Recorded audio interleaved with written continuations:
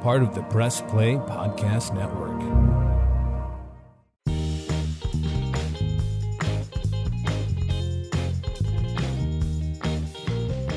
Hello, welcome to Books with Brookes, the monthly book club podcast. We read one book a month, and then we talk about it.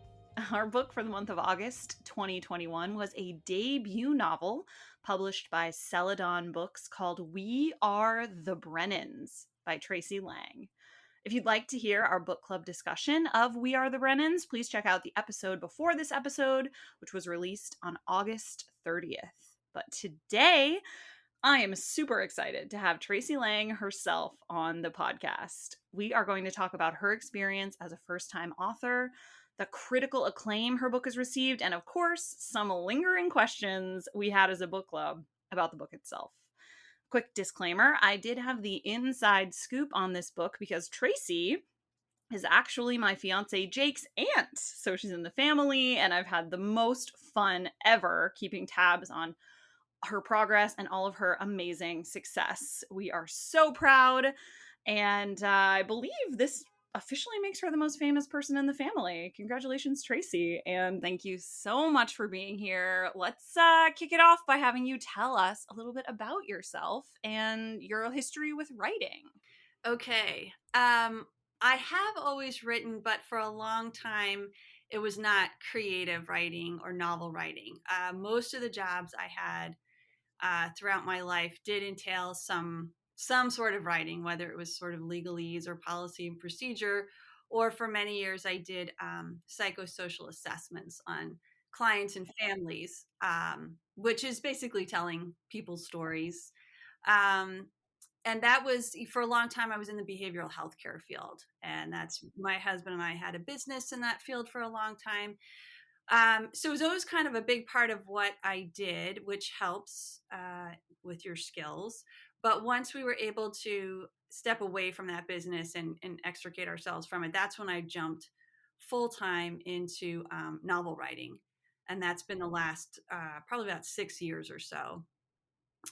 Wow. Yeah. And you know what? I knew that you did that before, but it's clicking for me. Like you have such a way of like writing about like the human experience, and like I like getting into characters and their motivations and like their psychology. So do you think that that comes from your background? Definitely. I think all the work I did, the families, and we worked with kids and families from all over the socioeconomic spectrum and various programs. And then, of course, our own business. And so all of that exposure, so much of it was about families and what's working and what's not. And so, yeah, all of that fed what I'm doing now for sure. Yeah. That definitely comes through. So that's amazing. And how long ago did you start writing this book, Are the Brennans? I started the Brennans in the spring of 2017. And it's, all told, I guess I've been asked this question. I've really tried to figure, I guess it was probably about a 3-year experience to really finish it. But that did include a couple of major steps away. I get to a point where you're just too in the weeds with it. And so you kind of need to step back for a substantial period of time. At one point I stepped back for probably 3 or 4 months and worked on something else. So you're continuing to kind of work on your writing and learning. But then I would come back to it and had lots of feedback from writers groups. And I workshopped a lot of the book when I was in the novel writing program with Stanford University's online writing program. That was fabulous. Oh, right. Yeah, that was a huge help. I was able to workshop really the whole book at various times and get lots of good feedback. So I would say it was, all told, somewhere about 3 years, including those breaks. And do you feel like, it's so scary when you let someone read your writing. Do you ever get over that, or is it just constantly terrifying? You definitely get past that initial nervousness for sure. That was really hard at first because it's your baby and you really tend to focus on just all the bad, and anything good anyone says sort of goes out the window. So it takes a little while to get through that. But I do think it's really important to find your group. And that was one of the greatest things that came out of that writing program for me, was finding people that I just connected with as far as our motivation and how much we were working on our stuff. And they got me and I got them, and we're able to really, especially as time has gone on. I've worked with some of these guys now for well over 3 years. Wow. And so they definitely know what I'm looking for and trying to do, and vice versa. And you also get to a point where when you hear feedback, right away, some of it is spot on. You've kind of suspected it yourself, maybe. And then you hear some and you're like, no, that just doesn't fit. Someone missed something, that happens too. And then there's that stuff in the middle. You're like, okay, I got to think that over. So Yeah. There was a phrase we used a lot in comedy writing at Second City, which was "kill your darlings." Oh yeah. Where you get to the point in the editing process where it's like, okay, I'm obsessed with this joke, but no one's getting it, Yep. and it's got to go. Absolutely. Did you have that a lot with this book? Sure. I mean, anything. I can't think of anything huge that I was like. I always wanted to be open to, and I understood that from the beginning. That same phrase is, we use that too, like "kill your darlings." And, Yeah. Sure. So yeah, it, I wanted to be open to it, but that's where you just have to judge. Is it serving the story? A lot of people get caught in that trap, like, but I love this. It's so interesting. Yeah, Right. but it's not serving the story. So sometimes it just needs to go, Mm-hmm. Yeah. That's so tough. It is. It is So really tough. So when you said you would sometimes you take breaks from your manuscript and you go work on something else, or I don't know, vacation or do something fun. When you come back, do you like sit down and reread it all cover to cover, or what's your approach after a break like that? Yeah, when I would take a break, part of that break would still be stewing, like Stephen King talks about the boys in the basement working on Yes. your projects, even when you're doing something else. And Mhm. so I feel like that would be going on. And then there would just come a point where I felt like I was ready to come back at it with fresh eyes and some new ideas. And I would start at the beginning and read through and make notes and just kind of work on the next draft. Yeah. It went through many, many, many drafts. Right. So many drafts. So at what point, I mean, I know there were obviously there were many steps and things that went right for you, and to sort of have a debut novel like take off the way that this one has. Was there a point in the process where you realized like, oh, this is going to be big. This is going to be a big. I tend not to do that. I'm still sometimes just so happy I got an agent. Right. So, I mean, that was my big goal, was to find someone in the business who had experience and believed in the book. And so once that happened, I was like, okay, and it's just like when I met her at a conference, my agent, who's absolutely fabulous, we ended up talking about, she said, you should send it to me. And of course, immediately I thought, well, she's probably telling everybody that, but I did send it to her, and it did lead to other things. But that's kind of been my approach, I guess, is generally to play it down. And I hoped, I mean, this has been more than I certainly, who thinks this is going to happen, Right. But yeah, it's been terribly exciting. But at no point did I sort of just assume, honestly, I guess the moment I had like that was on publication day, when I saw the New York Times. Liz Moore's review, which her book was so fabulous. I absolutely. Well, I remember texting you about it. We texted about Long Bright River like 2 years ago or whenever it came out, and we're both like, this book is amazing. So yeah, that was like a very and it was unexpected. I did not know she was going to review it.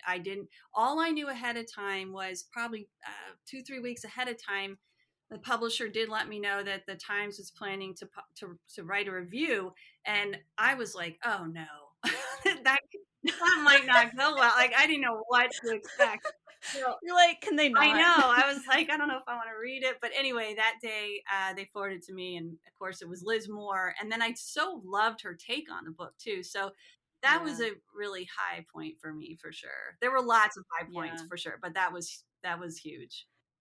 So have you read, that was something I was going to ask you next, and we got there anyways. Have you read, like, do you read reviews? I know you said you read that one, but some people don't, which I No, totally I get. don't. I don't seek them out. I end up catching a lot on Instagram, and honestly, most of them are positive because I know there's negative ones out there, but they don't tend to tag you in it. If they're which Yeah, I for totally sure. get, and I understand. Yeah. So I have certainly seen. It's been amazing. I'm new to Instagram this year, and so what Did they tell you to get one? they did, the publishers, like, you might want to think, they've been they're never pushy, but they were like, it might be a great way to get word out. And Celadon does this huge campaign with sending out advanced copies, and a lot of people on Instagram get those. So I said, sure, I'll give it a shot. And so I do end up seeing some really, really nice reviews on Instagram, which is a treat. But I don't seek them out. Sometimes someone will forward me something, or but yeah, I have to say I've read some really nice ones, but those are the people that are more likely to tag me anyway. Right. Yeah, that's really funny. Well, it was also, so your book was also a book of the month, like early release, which is a cool thing that they do.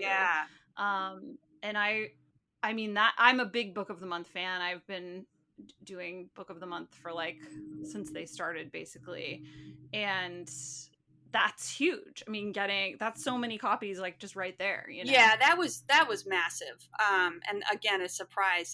They let me know at the very, very end of June, and that was super exciting and unexpected. But yeah, that certainly helps with numbers. It was out there that whole month, and sold lots of copies. So that was, really I guess that was the first taste. And whenever the publisher calls or emails and they're excited, I know, okay, this is going in the right direction. Right. So, you're like, okay, sure. If they're happy, if they're happy, I'm happy. So yeah. Well, they ought to be so happy. This is something I haven't asked you yet, but has it been optioned for film or TV? No, there's been people that have kind of knocked on the door, I guess, and asked some questions, but no, not at this point. So, we can hope. I think it'd be a fun series. It'd be great. But oh my gosh, yes, I think it would be amazing. Yeah. So, who do you have in mind? Who's going to play our Kale? You know what? People have asked me that, and I feel badly, but it's like I don't know enough of names of actors and actresses in that general age group right now. Like, I can't. I honestly don't even have a guess. Like, I'd have to probably see, and then I could say, okay, that could be a Kale or a Denny or something like that. But nobody comes to mind, honestly. Yeah, we talked about that a little bit at book club. I'm trying to think of who. Oh, really? We did, yeah. We love to talk about that. It's like a really fun question, and then people like are throwing things out. I can't remember. Yeah, similarly, I feel like all the actors and actresses I like are like too old. Yeah, now. Yeah. I mean, I know a couple people threw out, oh, this would be like a Wahlberg type movies. Like, yeah, but they're so much younger. So I don't know. I don't know who it would be. I know, it's like some kind of Disney star, probably, of whom we are unaware. In our old age. Well, anything else that really surprised you about like your debut novel process? Like anything really surprising or fun that happened? I haven't asked you. No, who knew? I didn't know what to expect. I didn't know how this whole process would work. And obviously I have no other experience than this one experience with Celadon, but I just can't say enough about their team and how supportive they are. And like I said earlier, when they approached me about social media, it was just, hey, do you want to think about doing this? Here's why it might be a good idea. There was never I don't know, never any kind of like, we want you to do this or we need you to do, they're very supportive. And such a pleasure to work with. And for instance, when they were finding someone to read the audiobook, a narrator, they sent me a couple options they were thinking about, and they really wanted feedback. Cool. Yeah. Yes, I also listened on audiobook. Oh. I didn't get it done before book club, but I just finished it last week, I think. And I thought she was great. She was fantastic. Was awesome. She was so good, and the accent was important to me. And she just nailed it. I thought she's great anyway. I bear her crying. She's done other books, but I thought she was fantastic. So I just appreciated their same thing when they designed the cover, which was beautiful. You know, they just included me as much as they could, and I really appreciated that. So, and they just really just kept me informed about everything. Um, so I can't say, Wait, also, I'm just noticing there's 6 clovers on the cover. Is that for the like 6 unofficial yeah, Brennans? yeah, I think so. Cute. I didn't notice that before. Yeah, yeah, and they actually had a different cover they settled on for a while, which I was happy with. And probably a month or two went by very early in the year, and they got in touch and said, "I know this is going to throw you, but we have another cover we want you to look at." And as soon as I saw this one, I was like, "Oh my gosh, yep." No way. That's so funny. Yeah, I didn't know that. What did the other one it look was like? sort of it worked. It made sense. It was kind of portraits of the family members, but not the face. It was almost like those old daguerreotype, you know, where it was just kind of Yeah, yeah, the yeah. profile. And Like the yeah, shadow. and they hung in a like a hallway going up a staircase. It totally made sense for the book.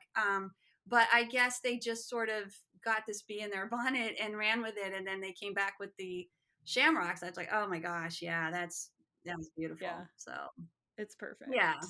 Well, we texted you about this, but Jake and I went into a Barnes and Noble for the first time, like since the pandemic. Mm, I love to go to Barnes and yeah. Noble and browse, but I hadn't done it. And we went in because I was actually looking for a newspaper for work purposes. And then I was like, oh, this will be great. We can get a copy of Tracy's book. Even though we already have like 4 copies, but we hadn't got one from Barnes and Noble. And we went in there and they didn't have it. And we were looking everywhere, and we were gonna do the thing where we were gonna move it around, we were gonna put it up front, and we were gonna like put a sign next to it, like, we had this whole like grand Right. scheme. And then it wasn't in there, and we were pissed, and we were like, where is it? And then we asked someone, and they were like, oh, we're sold out of that, actually. It's like on back order. And we were like, whoa, that's so That was cool. really cool. So Yeah. it was exciting. Yeah, that's nice to see. I love that. Yeah. Good to Yeah. know. Good to hear. Yeah, yeah. Yeah. Well, let's talk about the book Okay. itself. We've done book club. This one so typically Jake doesn't participate in our book Hmm. clubs. And he obviously did this one because he read your book and Mhm. listened to it on audiobook, and we listened to some of it together. And so we were just talking about it like all month, which was awesome because usually it's just me. I'm just like Uh, reading my little book, and then I'm writing my questions on my own, right. and I'm trying to think about like so it was like a great, like, it was super fun. This Nice. was like one of my favorite books we've done, and I think that was part of the reason Yeah. why. And I forgot where I was going with this story, but Book. I guess maybe my point is just that I've been talking about this book for like 2 months, endlessly with Jake and with my book Yeah. club, and then I did the podcast with my mom. So lots of questions bubbled up, and there's just so much that I like. I'm really looking forward to hearing you talk about as the author. Okay. But I think my first question is like, how do you describe this book? Like, if someone asks you what it's about, what is your answer? Well, I guess if we're talking sort of broad theme, I just kind of talk about family and loyalty, and the gray, that that's one thing that I was going for was that, so nobody's straight up good or bad, all the flaws, everybody's got their flaws and their good intentions. I mean, even some people are easier to judge and dislike in this book than others, obviously, but even those people, there are forces that shaped their lives and their behaviors. And so I guess that's what I was trying to get at, is kind of that gray area. And Yeah. yeah, that's kind of, I guess those are the things I hit on if people are talking like thematically. What happens Yeah. when this person comes back into the family that's been gone for so long, and all those questions that come up about why did she go? Why did she come back? What's the impact on everybody else? Yeah. Mm-hmm. Well, yeah, I mean, you nailed it. I think the gray area is really, like, it is what the book's about. At least that was my experience of reading it. And I think too, like, I love books about like flawed, realistic characters who you just like, you're almost yelling at the book, like, don't do that, and, like, don't do it. But they're gonna do it because that's who they are, and they're gonna make these bad choices, and that's like the journey you're on with them. Right. Um, Right. and it did feel very realistic, and like you could picture this little town and this like loving but dysfunctional family who just can't seem to get anything right, even though they're trying really hard. And I think that's so real for everybody. Certainly people, not everyone is going to make the same bad choices the Brennans made. They made some really bad ones, but everybody's got their stuff. And so, that was my hope, was that even if this isn't your situation and you haven't faced these exact circumstances, most of us know what it's like to want to do the best we can, but fall short. Coming up, Tracey Lange and I get in depth about her debut novel, We Are the Brennans. Like, is there going to be a sequel? Hey, it's JD from the Hyman Podcast. I created this podcast to have hard conversations. Conversations that make us human but are also wildly uncomfortable. Conversations that help give voice to the voiceless and to the marginalized. Now you can listen to the entire first season on Apple Podcasts, Spotify, or wherever you get your podcasts from. Consider this your personal invitation to join the conversation. Hello, this is Don Mike Mendoza, the host of the Producing While Asian podcast. Join us to listen in on conversations with everyone who identify from producers to non-producers who all are part of the AAPI community. There's all that and more on the Producing While Asian podcast here on the Press Play Podcast Network. I would love to talk about your name choices, if we could.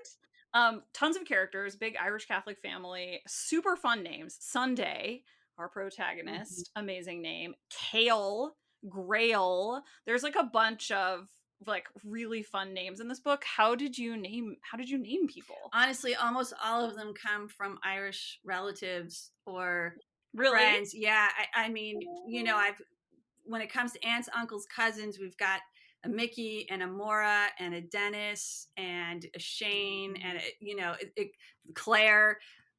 It just kind of Michael, and Grail was a good family friend whose father was from Ireland, both parents actually. So most of those come directly from Irish relatives. Kalen is an Irish name, but really, I came across that. You hear it now and then. My son had a buddy Kale, and I just thought it was an interesting name. It is funny though, in some of those reviews, even if people love their book, they're like, "What's this Kale name about?" Yeah, which I get. Yeah. Fine. Sunday, to be honest, this is funny.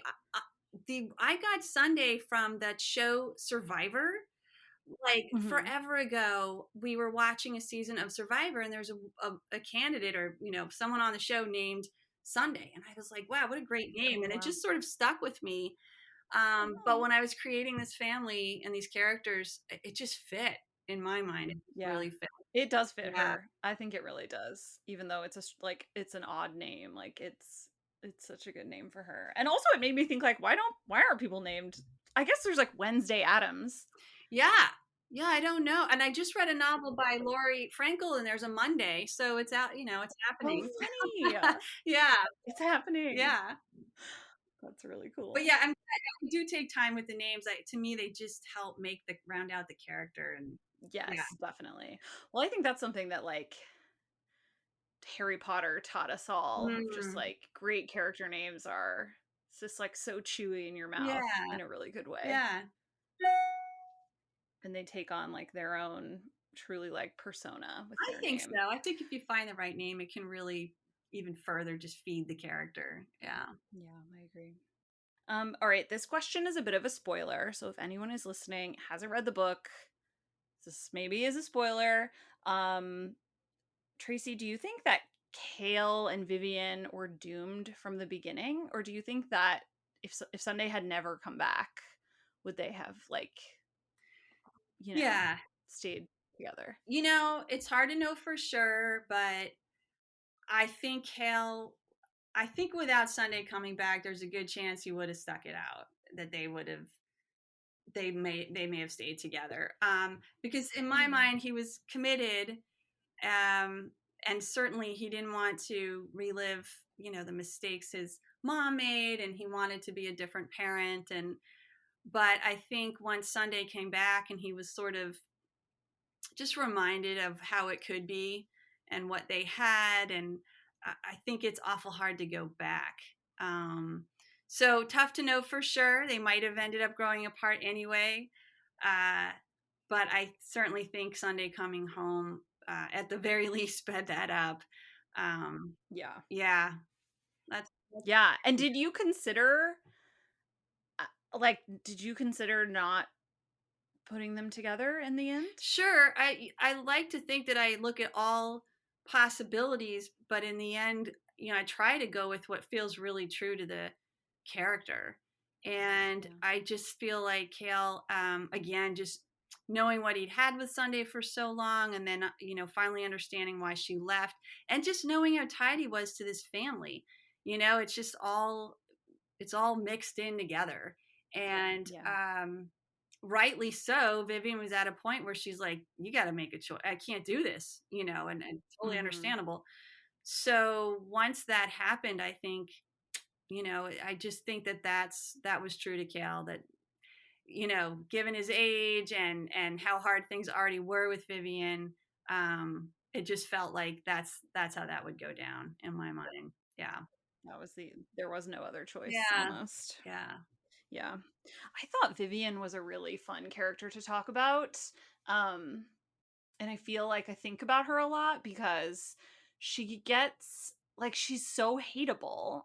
She's so easy to Yeah. dislike, but when you break it down, she's not ever wrong. Right. She's not ever cruel. She's not ever I mean, she's a very strong character. She's like a great partner. She's a loving mother.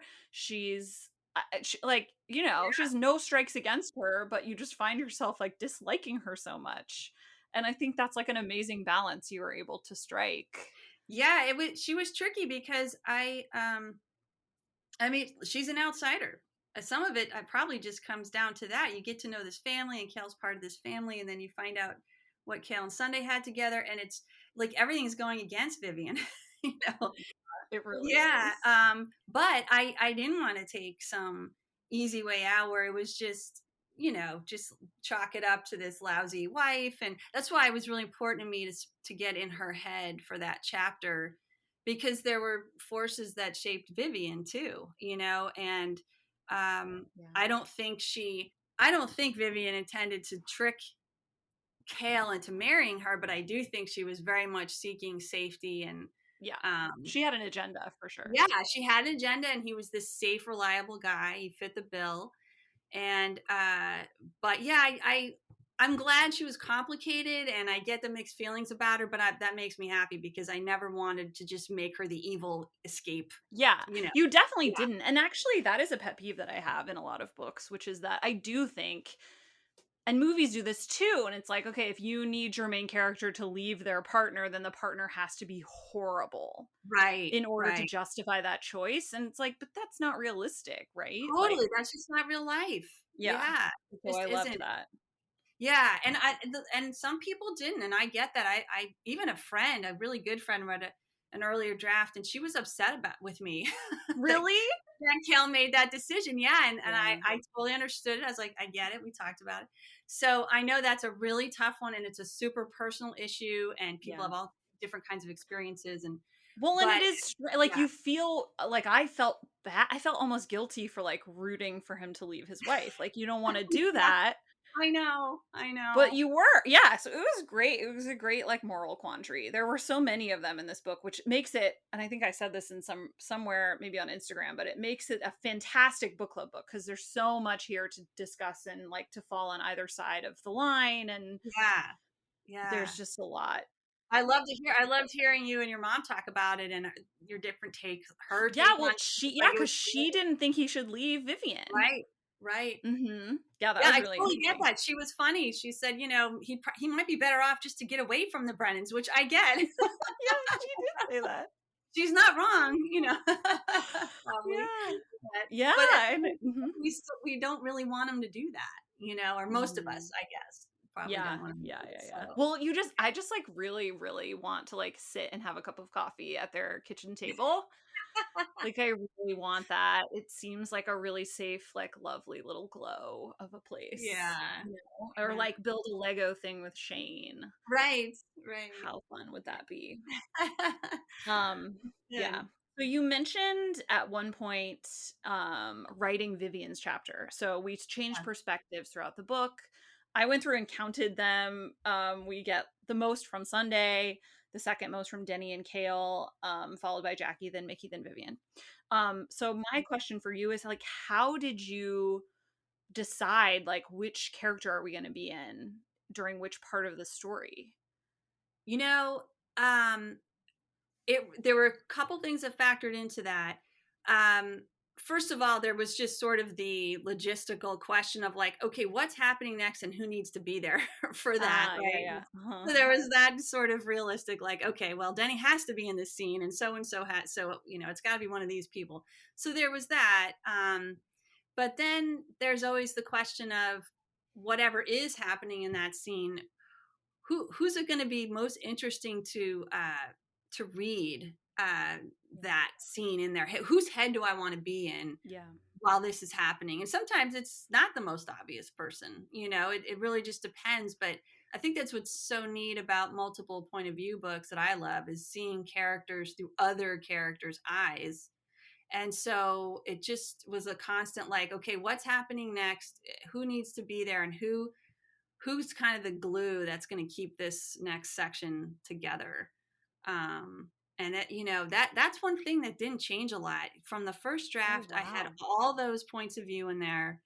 I really did assume along the way someone, my agent, maybe the editor, would say, well, we probably need to lose one or two.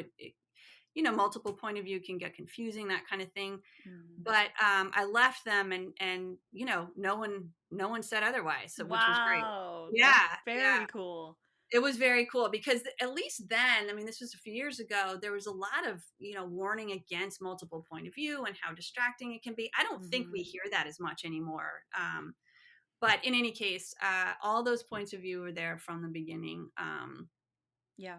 And, well, I think we did talk about that a bit in book club because we read a book in July called A Stranger on the Beach that had multiple perspectives, but it was also like an unreliable narrator situation, which did make it confusing. I mean, it was interesting, and I definitely saw what the author was going for, but I felt much safer in your book because it was still a third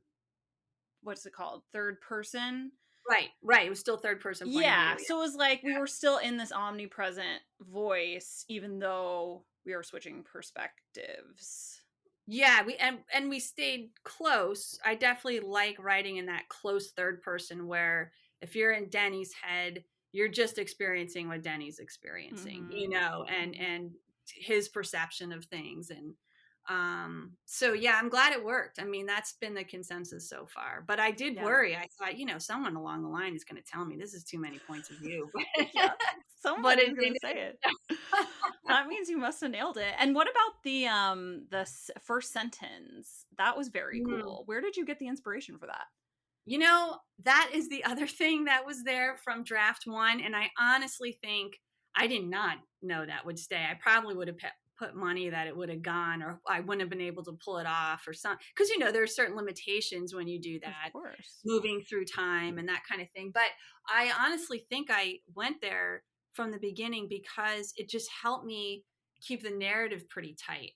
You couldn't get too far off in a direction, or it just had to keep going and pushing forward, driving the story forward with that. So I again was like, at some point someone's going to tell me this may not fly, but everybody liked it, so it stayed, which was great. Amazing. Yeah, that's very cool. I loved it. The only tricky part was figuring out that first chapter when she was in LA and Denny's in New York, right? And then you have to jump back to Denny.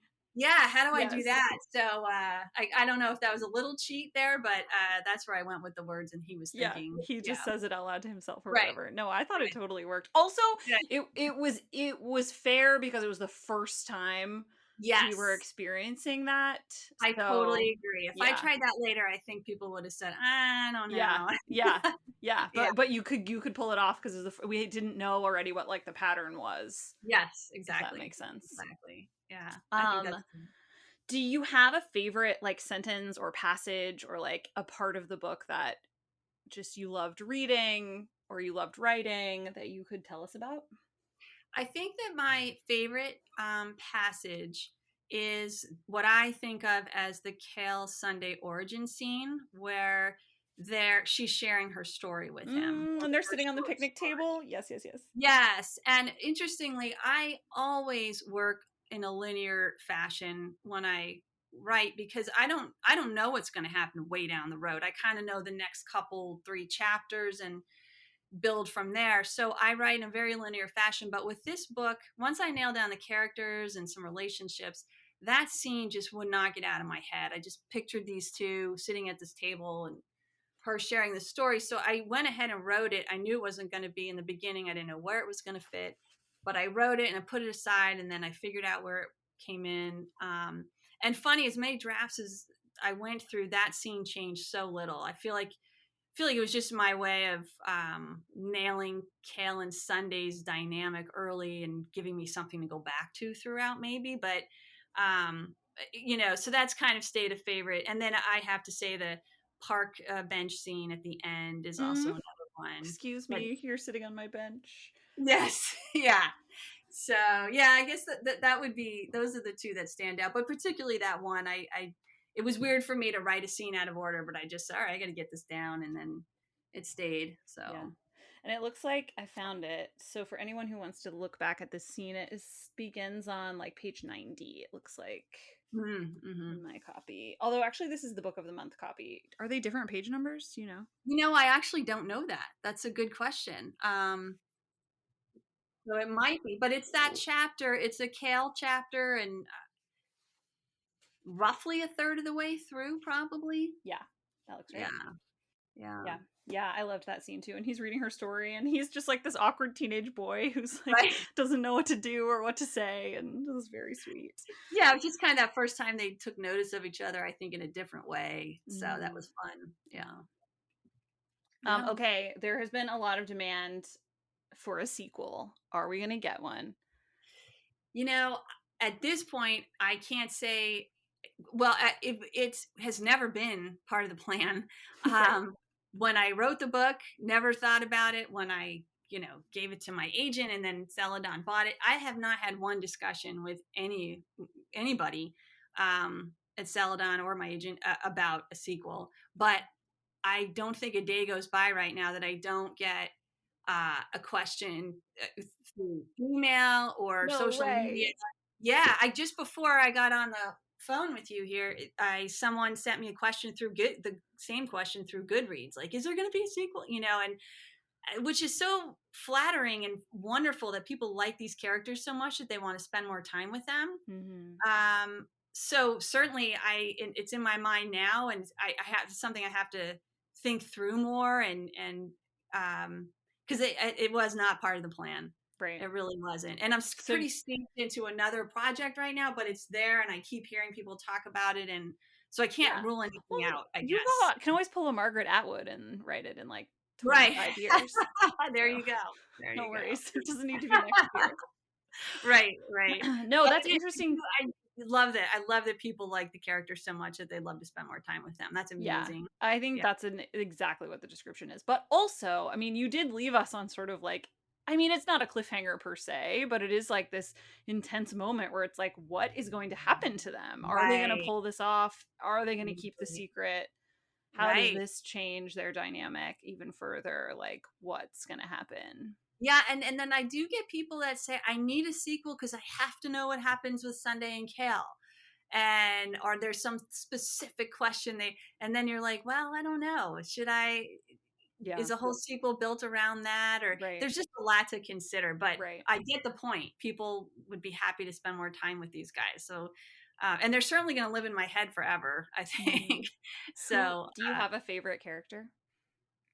I can't say I have one favorite. I mean, each of them they were so different that I looked forward to spending time with each one. But I will say that I had a lot of fun. Denny was fun to write just because he was that like bullheaded, I'm right, you're wrong, just do it my way kind of, So I had some fun with that, even though he's not fun for the people around him a lot. But the person that probably surprised me the most, and I wish I could have actually spent more time with, was Jackie. he just had sort of, as the sort of black sheep of the family, kind of had a fun edge. I thought I tried to have some fun with his language, and just as the younger brother looking in just a tiny bit from the outside, it was always kind of Denny and Sunday. And of course, Jackie's keeping her secret all this time. So he ended up being a lot of fun to write from, right in his head. And it would have been nice to spend even more time with him. But he was fun. Well, and he's so sweet, and he's like the artist who everybody dismisses. Right. I loved the scene where he's like, "Isn't anyone going to ask me?" And they're all like, "No." Nope. Yeah, there's a lot more to Jackie than meets the eye. That's probably another reason why he was I really enjoyed writing him. Yeah, I liked reading him too. Well, tell us, Tracey, what's next for you? We know that you don't have a sequel in immediate plans, but if we all keep emailing you about it, maybe there will become one. Hint at everyone. No, but do you have other books in the works? Do you know what's next? What can we look forward to? Yeah, I'm pretty far into my next one. I've actually sent it to my agent, who got back with, as always, fantastic thoughts and notes. And I'm working my way through the next draft now. And I guess really all I would say at this point is it is I'm diving back into another messy family full of flaws, but very different than Brennan's, different dynamics, different setup. But another one of those books that kind of gets into all of that, the good and the bad, the ugly of these family relationships. And I think this one focuses a lot on the idea of trying to overcome a really rough childhood and some of the burdens that people carry well into adulthood, of course. Sometimes. We all know about childhood trauma these days. I know. Yeah. TikTok for that. No, I don't know if that's true. Yeah, no kidding. Well, Tracey, is there anything that I didn't ask you about that you wanted me to ask you about, or anything obvious I missed that you want to talk about? I don't think so. This has been great. I love getting into the nitty gritty of it. And like I said, I loved hearing your mom jump in with her take on things. I appreciate all of that so much. So the book was a rousing success at book club. It was a unanimous thumbs up. That's how we vote now. And it was just thrilling to get to read, and congratulations. Thank you very much. Thanks for being here. Oh yeah, anytime. This was great. It was so fun. Yeah, thank you. Happy reading, everybody. Books with Brookes is produced by Mo Barrow, with theme music by Jonathan Allen. Books with Brookes is part of the Press Play Podcast Network, which empowers hosts to create high-quality professional shows that inspire and entertain. If you've been dreaming of hosting your own podcast, we can help. Please email content@pressplaypodcasts.com to get started today. Please be sure to subscribe to get the latest episodes wherever you listen to podcasts.